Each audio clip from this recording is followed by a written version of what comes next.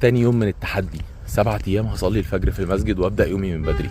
النهارده ما كانش اليوم سهل زي ما كنت متوقع في الصحيان. انا صحيت بصعوبه جدا، مع اني دخلت انام امبارح بدري الساعه 10 ونص تقريبا، بس ارق جامد جدا.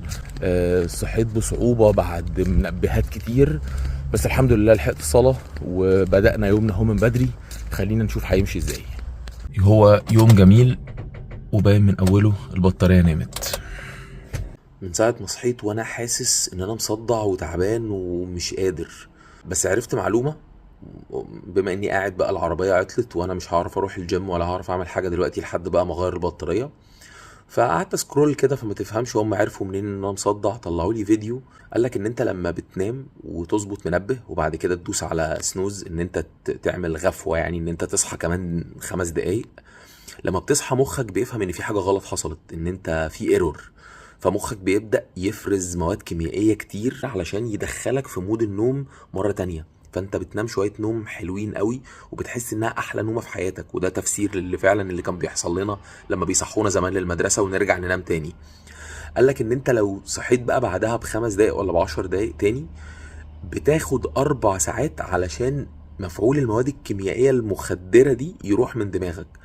فانا لسه معايا تقريبا 3 ساعات في المود ده، فانا هحاول انزل امشي ولا اجري ولا اعمل اي حاجه في المكان عندي بدل ما دام مش هروح الجيم، وكده كده لسه فاضل على ميعاد الشغل حوالي ساعه، فان شاء الله هنلحق. فطارنا الجميل بقى قبل الشغل كده، وما ننساش طبعا احلى شويه قهوه V60 ممكن تشربهم في حياتك. ورياضه النهارده ان شاء الله هتبقى المشي، فهنمشي كده لحد ما نحس ان ان رجلنا جابت اخرها. شغلنا العربيه ورايحين نجيب البطارية. انا عارف ان في حد ممكن يكون بيسأل هو انت ليه بتدخلنا في التفاصيل الغريبة دي وايه علاقتها بصلاة الفجر والصحيان بدري. انا بس اللي عايز اقوله ان كل اللي حاصل ده ولسه الساعة 11، فاليوم فعلا بيبقى فيه بركة. دي اول ملاحظة انا ملاحظها لحد دلوقتي. ندلع نفسنا بقى بشوية قهوة حلوين وكرواسو كده واحنا في الشغل، وعشان العين وكده خلصت شغل وطلعت على الدكتور.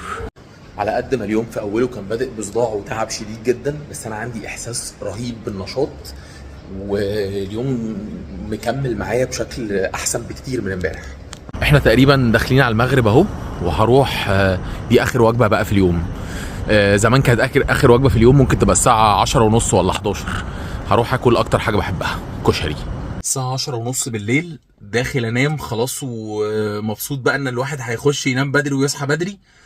جالي مشوار لازم انزل، والله اعلم هخلص الساعه كام. طب خلاص انا روحت اهو الحمد لله، بس الساعه داخله على 12:30، فطبعا احنا بنتكلم في ان يا دوب هنام 4 ساعات ولا حاجه ولا 5 ساعات بالكتير، فربنا يعيني بقى. دي واحده من اول الحاجات اللي لقيتها، ان انت بتحاول تظبط نومك وبتحاول تظبط يومك عكس ما تقريبا كل الناس ظابطه يومها. الناس احتاجتني او ان انا كنت لازم انزل مشوار الساعه 10:30. بالنسبه للناس ده شيء منطقي جدا، بالنسبه لي في الوقت ده كان شيء صعب. فمش عارف هل انا مع الحياه اللي انا عايشها دي هقدر اكمل ولا لا.